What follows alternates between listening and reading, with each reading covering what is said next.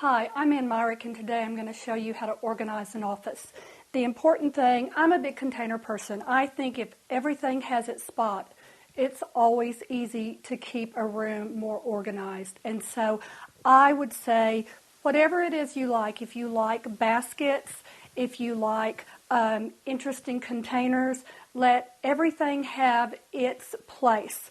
I also like to label, put all pens in one area, put pencils in another area, put paper in another area. So in organizing, you want to put everything in its place and have a place for everything. And so you just want to slowly start looking at, as you look at your office, you look at the areas and say, how could I make this better? How could I make the bookcase look more organized?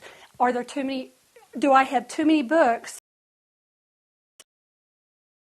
I need all my books up there. Or do I have things in my office that really have no reason to be in my office? So I would say concentrate on, if you have a small office and there is a lot of extra items in it that you don't need, get those out.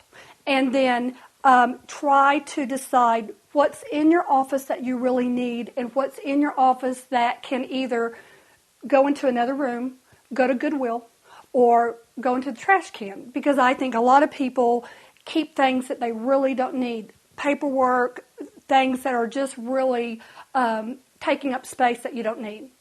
This is Ann Myrick, and that is how you organize your office.